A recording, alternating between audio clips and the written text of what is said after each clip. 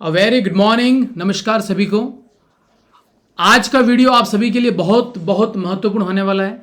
जो भी स्कूल में पढ़ रहे हैं, कक्षा 10वीं और 12वीं में जो बच्चे एट प्रेजेंट पढ़ रहे हैं और जो भी कंपटीशन एग्जाम की तैयारी कर रहा है, उन सभी के लिए ये वीडियो बहुत ही इंपॉर्टेंट होने वाला है। मेरे वीडियो का थंबनेल आपने देखा होगा, किस प्रकार 21 साल की उम्र में सरकारी सेवा में इन्होंने ज्वाइन किया है। तो आज हमारे साथ में है माहिराज। आपका स्वागत है माहिराज। Thank you. थोड़ा अपना परिचय दीजिए, आप कहाँ से हैं? मेरा नाम माहिरा चौहान है। मैं चिरावाला गढ़ा की हूँ और अभी राजकीय सेवा में कार्यरत हूँ। कब से आप कार्यरत हैं एजुकेशन डिपार्टमेंट में? मैं जो 2021 वाली रीट थी उसमें मेरा सिलेक्शन हुआ था और 2022 30 जनवरी को मेरी ज्वाइनिंग हुई। ओके, बहुत बहुत बढ़िया बात है। तो ये जो वीडियो एट प्रेजेंट अभी स्कूल में जो बच्चे पढ़ रहे हैं उनके लिए बहुत ही महत्वपूर्ण होने वाला है।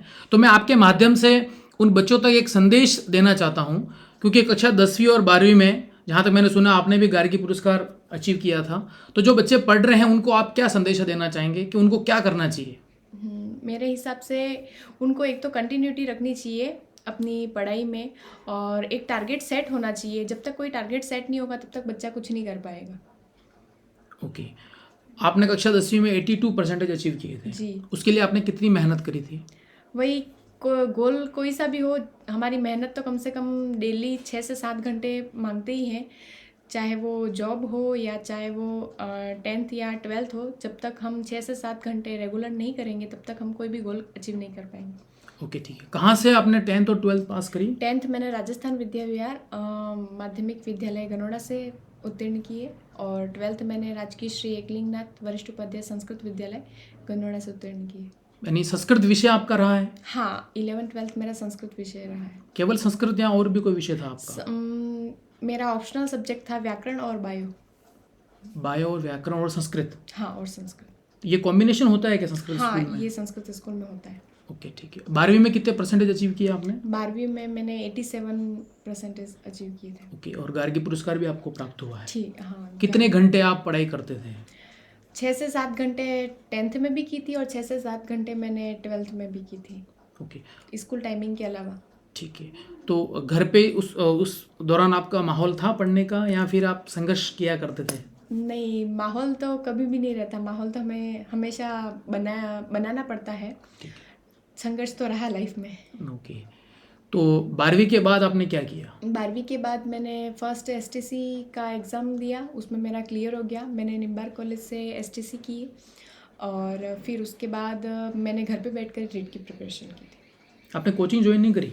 नहीं, मैंने ऑनलाइन, तब कोविड का टाइम था तो मैंने ऑनलाइन मीडियम का हेल्प लिया था। ओके, यानी आप कभी ऑफलाइन कोचिंग में गए ही नहीं? नहीं, ऑफलाइन कोचिंग 1 आध महीने के लिए मैंने अटेंड की थी, बट वो पूरी नहीं हो पाई मेरी कोविड के कारण। ओके, तो रीट की तैयारी आपने एसटीसी के साथ में ही कर ली थी या पूरी एसटीसी होने के बाद आपने शुरुआत करी? पूरी एसटीसी हो गई थी, सेकेंड ईयर का मेरा एग्ज़ाम बाकी था और मैंने प्रिपरेशन स्टार्ट कर दी थी। बट मैं ये सजेशन देना चाहूँगी कि आप एसटीसी या बीएड के साथ ही अब इस कंपटीशन एग्ज़ाम की तैयारी करें।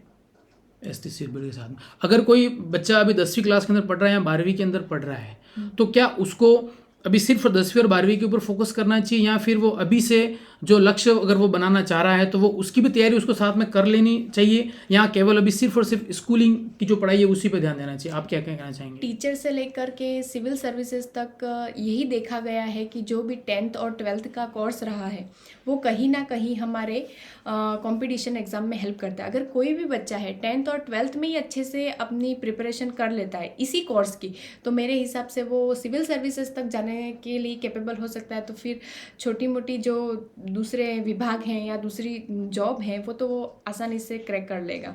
बस मेरा ये कहना है कि अभी जो भी उसके पास है, जैसे 10th का कोर्स है तो उसको 10th के कोर्स पर फोकस करना चाहिए, उसके पास 12th का कोर्स है तो उसे 12th के कोर्स पर फोकस करना चाहिए। ओके, ठीक है। तो मैं ये जानना चाहूँगा कि ऑनलाइन कोचिंग जैसे आपने ज्वाइन करी है, तो ऑनलाइन और ऑफलाइन, जैसे आप तो ऑफलाइन मतलब गए ही नहीं है, तो ऑनलाइन कोचिंग के क्या फ़ायदे हैं? ऑनलाइन कोचिंग के ये फ़ायदे हैं कि एक तो हमारा समय बच जाता है आने और जाने में। दूसरी चीज़ ये होती है कि जैसे अगर क्लास में आधा घंटा किसी और टॉपिक पर भी बात हो गई तो वो टॉपिक आधा घंटा हम यहाँ पर उसको आगे करके पढ़ सकते हैं, ताकि हमारी पढ़ाई का जो टाइमिंग है वो बचे। ओके, लेकिन जैसे देखा गया है कि बहुत सारे घरों की स्थिति ऐसी होती है, पैसा नहीं होता है और लोग कोचिंग को ज्वाइन नहीं कर पाते, तो क्या आपका क्या कहना है, अगर कोई कोचिंग नहीं ज्वाइन कर पाए, चाहे वो ऑफलाइन हो या ऑनलाइन, फिर भी क्या वो कंपटीशन एग्ज़ाम को क्रैक कर सकता है? इसके लिए सबसे अच्छा वे है यूट्यूब। जितना यूट्यूब हमें पढ़ाई में हेल्प कर रहा है, शायद उतना तो अभी कोचिंग भी नहीं कर रही, क्योंकि घर बैठे हमें सारे सोर्स अवेलेबल हो रहे हैं। एक समय था कि बच्चों के पास सोर्स नहीं थे, आज एक समय है कि बच्चे के पास इतने सोर्स है कि वो इतना कंफ्यूज है कि हम कहाँ से पढ़े, कैसे पढ़े। तो मेरे हिसाब से अगर किसी को कोई ऑनलाइन कोचिंग भी नहीं ले पा रहा है तो यूट्यूब उसके लिए बेस्ट सोर्स है। ओके, तो आपको नहीं लगता महिराज के अगर यूट्यूब के माध्यम से ही पढ़ाई की जाए, और अगर कोई करता है तो जैसे देखा गया कि डिस्ट्रैक्शन बहुत होता है, डिस्टर्बेंस बहुत होता है, क्योंकि साथ में बहुत सारे सोशल मीडिया प्लेटफॉर्म भी हैं, तो आपका उस बारे में क्या विचार है? मेरा उस बारे में ये विचार है कि आप अगर सोशल मीडिया यूज़ कर रहे हैं तो ठीक है, उसके लिए एक टाइमिंग ज़रूरी होनी चाहिए। ज़्यादा से ज़्यादा आधा घंटा से ज़्यादा अगर कोई बच्चा चैटिंग कर रहा है तो मेरे हिसाब से ये सही नहीं है, वो अपने एम पर फोकस नहीं कर पाएगा यूँ। ओके, तो पढ़ाई के दौरान जैसे आप यूट्यूब से पढ़ते थे, ऑनलाइन कोर्स आपने लिया, तो उस दौरान आप सोशल मीडिया का यूज़ बिल्कुल नहीं करते थे? नहीं, मेरा सोशल मीडिया नहीं था। ओके, मैंने व्हाट्सअप और इंस्टाग्राम, फेसबुक वगैरह आप कोई भी यूज़ नहीं ये करते? मेरा अभी भी नहीं है। या बहुत बहुत बढ़िया बात है। आज के इस युग में हर कोई मतलब यानी इस मोबाइल का दीवाना हो गया, हर व्यक्ति ये चाहता है कि मेरे मोबाइल में इंस्टाग्राम रहे, तो बहुत ही अच्छा संदेश है आप सभी के लिए, क्योंकि हमारे सामने उदाहरण है कि किस प्रकार एक कम उम्र में नौकरी को लिया है, सरकारी विभाग में इन्होंने ज्वाइन किया है, तो वो लक्ष्य से कभी डिस्ट्रैक्ट नहीं हुए हैं। तो महिराज, मैं एक और बात आपसे सुनना चाहूँगा, लक्ष्य को प्राप्त करने के लिए जैसे बहुत सारी बालिकाएं इस वीडियो को देखेंगी, महिला शक्ति इस वीडियो को देखेंगी, तो आपका उनके लिए एक सीधा क्या संदेशा रहेगा?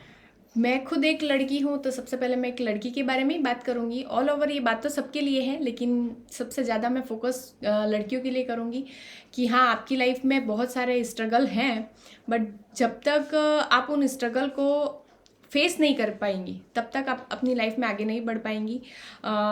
मुश्किलें आती रहेंगी, उनका हल निकलता रहेगा, लेकिन आपको आपके लक्ष्य से बिल्कुल भटकना नहीं है।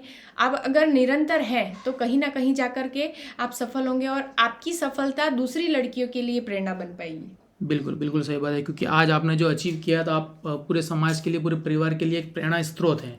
तो महिराज, मैं एक और चीज़ आपसे जानना चाहूँगा, जैसा कि सक्सेस और जैसे फेल्यूर के बारे में आपने सुन रखा है, और शायद आपने वो चीज़ महसूस भी करी है कि प्रथम बार में आपका चयन शायद आप कुछ नंबर से रह गए थे, तो वो थोड़ा आपका एक्सपीरियंस एक बार शेयर करें। मैं फर्स्ट जैसे ही मैंने अटेम्प्ट दिया था तो मैं 1 मार्क्स के लिए रह गई थी। तो इससे बच्चों को मैं यही कहना चाहती हूँ कि मैंने जो गलतियाँ की वो गलतियाँ आप नहीं करें। थोड़ा एग्ज़ाम के पहले मैं ओवर कॉन्फिडेंस हो गई थी कि ठीक है, अब मेरा सिलेक्शन हो जाएगा, मेरे को सब कुछ आ जाएगा, तो वो ओवर कॉन्फिडेंस नहीं आना चाहिए। आप में कॉन्फिडेंस हमेशा रहना चाहिए। भले आपने कितना ही पढ़ लिया, लेकिन ओवर कॉन्फिडेंस आपको कहीं ना कहीं आपकी असफलता के लिए ज़्यादा प्रभावी बनेगा।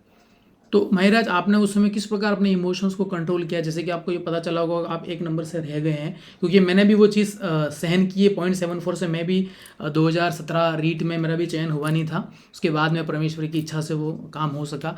तो उस दौरान आपने किस प्रकार अपने आप को कंट्रोल किया? क्योंकि एक तरफ पूरा मतलब जो भी आपके फ्रेंड सर्कल के लोग खुशियाँ मना रहे होंगे कि हमारा चयन हो गया, कोई आपको कॉल करके पूछ रहा होगा कि महिमा तुम्हारा सिलेक्शन हुआ है क्या, तो उस दौरान आपने किस प्रकार अपने आप को कंट्रोल किया? टफ था मेरे लिए भी ये फेस, बट कुछ फ्रेंड्स थे, कुछ अच्छे मतलब स्टाफ मेंबर थे, और कुछ अच्छे फैमिली मेंबर थे जिन्होंने मेरे को सपोर्ट किया। तो आपके भी मतलब कोई ना कोई ऐसे कांटेक्ट होने चाहिए जो आपके बुरे और अच्छे टाइम में आपका साथ दे।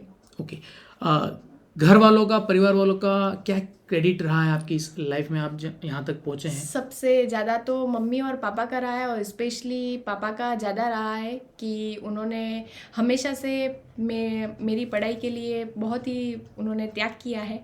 मुझे वर्णमाला से लेकर के अब तक जो कुछ भी हूँ मैं, वो उनकी वजह से ही हूँ, क्योंकि उन्होंने मेरे एक एक वर्ण पर लिखना सिखाया है। आज भी मुझे याद है कि जब मैं छोटी थी तो मुझे एक ह नहीं लिखने आया था, और उस ह के लिए उन्होंने पूरा दिन निकाल लिया था। बिल्कुल, बहुत बड़ी बात है। पिता का त्याग, मतलब माता पिता का जो त्याग है, हम जो कुछ भी आज हैं, परमात्मा का आशीर्वाद और अपने माता पिता का आशीर्वाद, अपने परिवार वालों के, अच्छे लोगों के आशीर्वाद की वजह से हम लाइफ में आगे बढ़ते हैं। मम्मी पापा को तो अपन मतलब we can not wait, actually we can not talk about parents, we do not have words भी हमारे पास में पेरेंट्स के लिए है ही नहीं, क्योंकि ऐसा कहा गया है कि जहाँ परमात्मा नहीं है, God cannot be everywhere therefore he made mothers father, ऐसा कहा गया है। तो बिल्कुल माँ बाप तो परमात्मा के ही अंश हैं हमारे रक्षा के लिए और हमें आगे बढ़ाने के लिए इस धरती पर परमात्मा द्वारा भेजे गए। बहुत ही अच्छी बात आपका पिताजी के प्रति ये जो लगा, मुझे भी बहुत अच्छा लगा। तो महिमा उस समय क्या मतलब महिमा आपका निकनेम है, मैं एक्चुअली महिमा ही कहता हूँ इसलिए आपको बार बार महिमा ही कह पा रहा हूँ।